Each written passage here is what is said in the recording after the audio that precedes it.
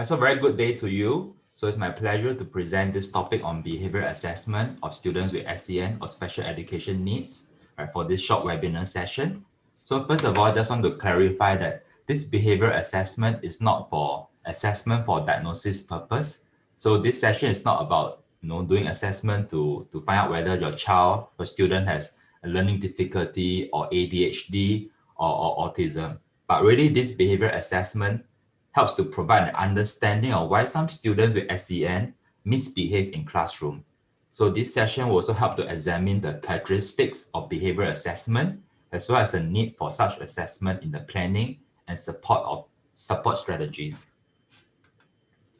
So for this session, the learning objective will be hopefully by the end of this session, you'll be able to understand or what I call guesstimate why some students with special education needs misbehave in classroom, know how to carry out a behavior assessment, and to understand the need for such assessment in your planning and evaluation of support strategies. So first of all, I just want to start with what are some of the behavioral issues you have encountered when working with your students with SEN. So just some time for you to think about what are some issues you have encountered. All right. So teachers who work with students with SEN may often ask and wonder, so why does my student with SEN behave like that? So sometimes we may speculate, we might make the assumption that those students are just intentionally being naughty or being defiant and just want to irritate you. All right. But however, from a behavioral perspective, it's really important to realize that our students are not born with bad behaviors, and that both the good and the bad behaviors are learned.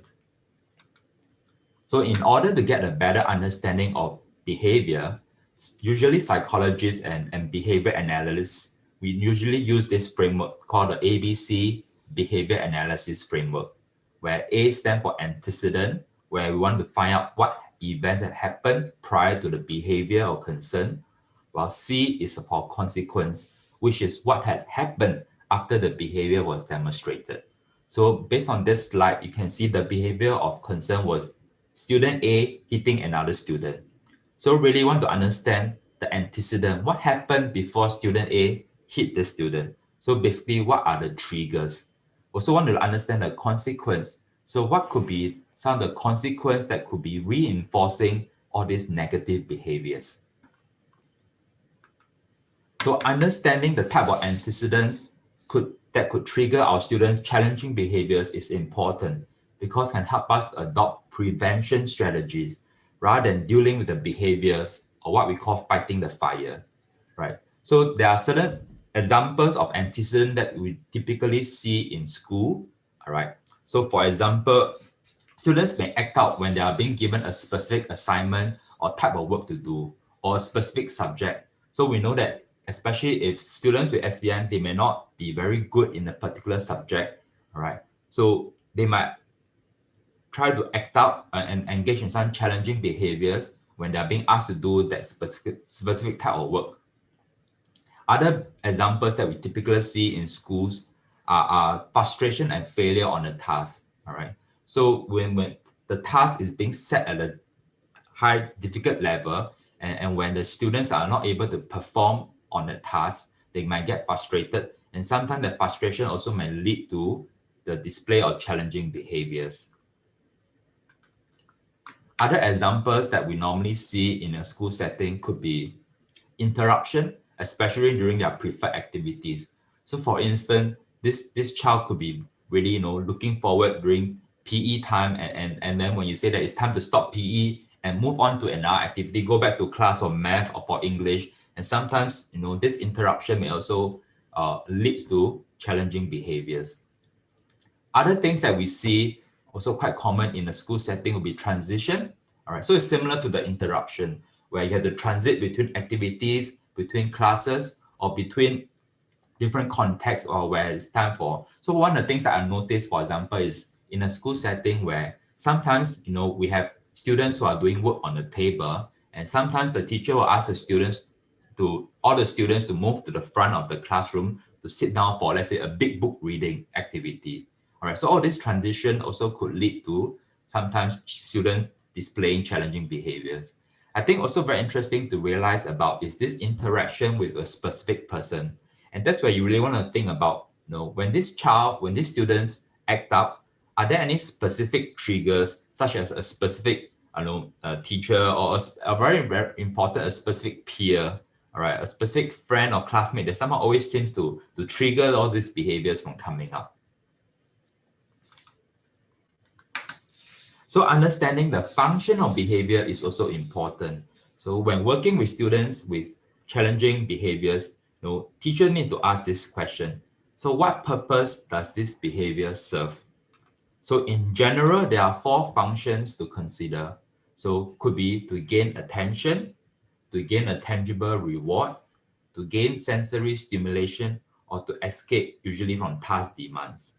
So once we have a better understanding of the function of misbehavior, we can use certain general behavior principles, behavior management principles to help us.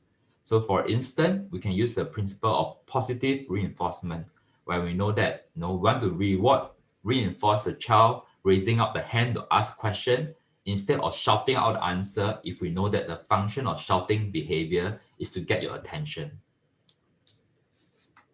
So let's do some case analysis. So when it's time for English test, student A will leave the classroom and hides in the toilet. So what might be the function of this behavior? So usually we might think that in this case seems to be a escape or task avoidance behavior. So the specific trigger could be this English test. And we know that maybe for this particular student, this English test could be too much or too overwhelming for this student. And as a result, might be easier just to escape this task. And that's what happened for this particular student. Now let's look at another case where student B keeps calling out a staff for help whenever he has a meltdown. And the staff has been willing to help. So what might be the function of this behavior? So in this case, it seems to be the function of gaining attention. And also understand that the trigger, the antecedent is whenever the student has a meltdown. And the consequence is that the staff has been willing to help whenever this student has a meltdown. So as a result, seems to be reinforcing that behavior, and the student understand that whenever I get a meltdown, this particular teacher will always come and help me.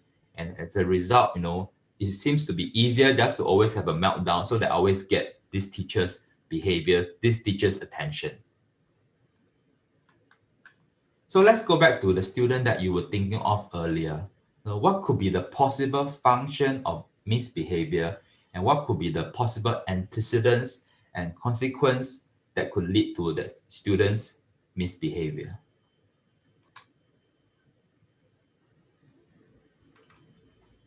So how we determine or make the best guess of the function of behavior is by conducting a behavioral assessment through either the indirect methods or the direct method. Right, so this is what I call how to test out your guesstimate. So for this particular session, we'll focus more on the direct methods or the direct observation, sorry. So in the direct observation or direct assessment, there are 5 steps involved.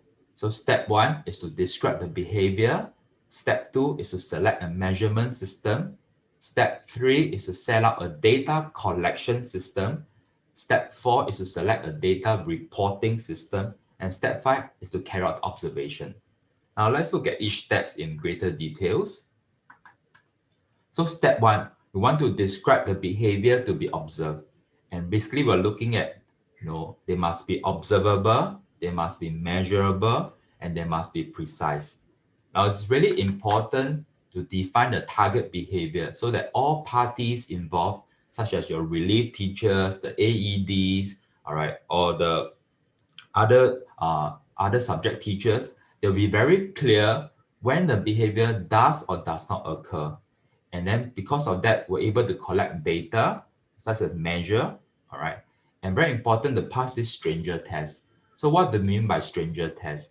So for instance, like what I mentioned, if you happen to be absent and you couldn't be in school and have a relief teacher coming in, So does the relief teacher knows that this behavior constitute a target behavior? So where this relief teacher sees that, and able to say that, yes, this child is off sick or this child is not off sick.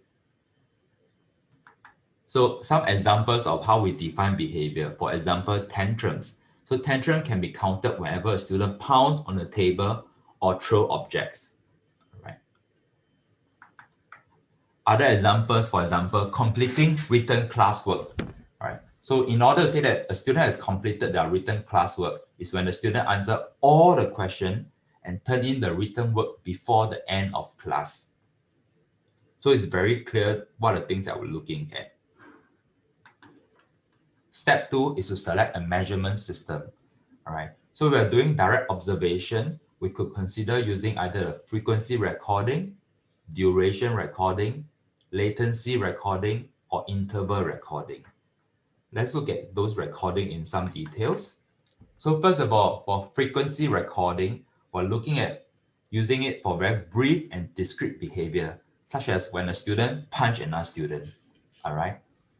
So how can we calculate or tally those frequencies? So we can have the tally method where you can only draw the chalk lines, all right, or you actually have coins or paper clip to sort of transfer over, say there's 1 time, 2 times, 3 times, all right. Other form of recording could be this called duration recording, where we actually record the total duration or the duration per occurrence. So it's very suitable for behavior that has a very distinct start and ending. So for example, when a student start crying and when a student stop crying, all right. And you also can use it when, when you can't do frequency recording because the frequency happen at such a fast rate. For example, finger tapping, pencil tapping, all right. And that would be very, very hard for you to do recording 1 time, 2 times, 3 times. That would be too difficult. So it might be easier to do duration recording. And duration recording also very suitable for looking at the length of on-task or off-task behavior. We're looking at how long can this child stay on task. It's like a 4 minutes, 37 seconds, 5 minutes, 15 seconds. All right. Latency recording, we're looking at between the time lag between when you present an instruction or a prompt and when the students responds to the prompt. So for instance, the teacher might say, okay, let's take out the textbook from your bag. So then we record the time between when the teacher after finished saying the instruction and when does this particular student actually take out the textbook from the bag. So this gives us an idea of how long the child actually needs to process information like this. The last, we're looking at interval recording. All right. So interval recording is basically we want to observe and record behavior during interval. For example, for 10 seconds or 15 seconds or very specific moment in time, like every 30 seconds. So interval recording is used with the assumption that the data obtained from the samplings are representative of the behavior collected during the entire period. So in a way, this is an easier method rather than doing, let's say, duration recording, where obviously we know in a school setting, it might not be feasible for you to sit and observe the child for the whole 30 minutes or the whole 1 hour. So in this case, it might be easier to do the interval recording where you actually select snippets of behavior so that you can actually devote your time for other activities that you need to do. So when you look at a recording form, so you might come across something like this, where let's say we have 3 students you're observing. All right, so for this interval 1, 2, 3, 4, it could be maybe every 30 seconds you observe. All right, so for the first at 30 seconds, you observe student 1, yes, that's disruptive behavior. Student 2, no. Student 3, yes. All right, so then you go off to do your own things, and the next 30 seconds you come back again. All right, or the next 1 minute. So this actually helps to give us an idea of how often the student is engaging in disruptive behavior. And at the end of the table, you actually can calculate the percentage, all right? So the number of yes over the total interval. So step 3, you need to think about setting up the data collection system. And this is the part where it actually requires a bit more thinking because this is the actual hands-on thing. And obviously, given you also need to think about the practicality of doing data collection. all right? Because we know that in a classroom setting, the teachers might have a hard time doing all the data collection. So certain guidelines for you to think about is when and where will the observation take place. So obviously you want to select the time and setting where the behavior is of greatest concern. So we know that maybe these students tend to act out or display more challenging behavior usually after recess or during math period or during English period. And these are the time that you want to do the observation.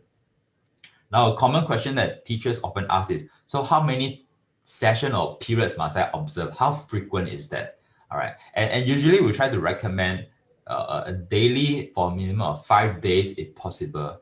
Or unless, if you cut it short, you want to know that if I cut it short to two days or 3 days, and you want to ask yourself, is that a complete, accurate picture of the behavior? Is that how my student typically behave? All right, so I think that's really important to think about also. The other guidelines will be who will act as the observer. So as I mentioned earlier, you have to think about the practicality where obviously, as a teacher, it'll be less disruptive to the classroom, but then of course, it'll be difficult for you to collect data because you do have other classroom responsibility, right? So it might be in this case, it might be easier to get an AAD to come to a class or a relief teacher, but then that also means that, I'm not sure about you, but sometimes when a new face or someone who comes to the class, the students might get really curious and be very capable and start looking around, turning back. So sometimes where I'll say that, this is where sometimes we see a increase in off task or inattention behavior because there's a new person in the classroom. All right, so there's something also for you to be aware of. Lastly, we also want to think about how will the observation data be recorded through paper and pencil, audio recording, video recording. So you also need to prepare data collection sheets. So it's nothing complicated. So you can use an Excel spreadsheet or just draw table with rows and column. All right, it's just basically you can just tick or cross or yes and no. All right, or then you need to have watch. All right, or to do duration recording if you need to. Step 4 is to select a data reporting system. So now you have collected all the data. How are you going to report and present the data? All right. So ideally, we want to recommend that we present the data in a very visual format, like a graph or chart, so that it's easier to understand and to interpret the data. So the x-axis could be the time or day, while the y-axis could be the behavior, such as the frequency, the percentage, or the duration of time. Right? So once you present data in such a visual manner, right? I mean, obviously, it makes it easier for you to compare the performance or progress across different phases. And that also helps you to facilitate decision making. So if you know that, if you implement this strategy for 5 days and you don't see the result going down or going up in the expected way, that means that, you might want to start thinking, should I need to change my strategy to something else? Or what do I need to tweak the strategy? And obviously, when you present it to parents, it might be easier than talk about, the mean, standard deviation, all the statistical terms. So for instance, in this figure, so we can see that in the baseline session where you have not started any intervention, all right. So in this particular graph is looking at problem behavior, all right. So we actually collect data for let's say 6 sessions, and you find that actually for the baseline data, these students actually engaging in a lot of problem behavior, about maybe like 95% of the time, all right. And then once you implement the intervention, all right, you can actually see that the problem behavior actually dropped to around maybe on average about 30%. All right, so when you present data in such a manner, it becomes very clear that yes, your strategy has worked. All right, and it works really well because you actually can see the big drop from let's say 90+% all the way to say about 30+%. All right. You also can present data in bar graph. So in this case, help us. So for this bar graph, we're looking at percentage, all right, of engagement in class and inappropriate object use. And obviously, you can see there's this what we call the opposite direction. So whenever a student is highly engaged, the black color bar, right, the student has less opportunity to engage using objects inappropriately, the white color bar, right? So that also help us to understand that on certain school days, right, what's happening to this student. And you can actually track. So on day 2 and day 3, the student was absent. And day 4, you actually find that the engagement, the black color bar dropped a little bit. So again, we're not sure, is it because due to the absence or just happened to be on the day, all right? But generally, we can see that for those days that the students are in, the engagement are actually quite high, all right? And step 5, really just do it. So once you have define the behavior, you have select the measurement system, select how to collect data, all right? So just do it, all right? And then from there, you can help to tweak and understand, okay, maybe for this particular situation or for this particular student, it's really hard for me to collect data because this student is not around in school most of the time. Or this student, or maybe this student seems to act up a lot more during math period, but I'm not a math teacher. All right, so that means that you have to think about, so in terms of practicality, how do I actually carry out all this observation? So I just want to end off with, so why do we need to do such a tedious and time-consuming process? All right, and I understand that not all teachers will have the time or the energy to do such behavior assessment, but I think also be helpful to think about the steps involved, so that in case, if the AED or the psychologist from MOE comes in and asks about all this data, you have an idea of what's happening, why are they doing things like this, why they keep asking you to define the behavior, why they keep asking you to narrow it, the definition, or to pinpoint at what periods do this child seems to have more difficulty. And that's because really that's what we want to do. We want to collect data, all right? And once we have the assessment data, can help us to plan and to evaluate support strategies. And I think that's really important because we want to make sure that what we do, the practices that we adopt are guided and supported by evidence. And the evidence are the data that you have collected. All right. And with that, I'll end my session. Thank you very much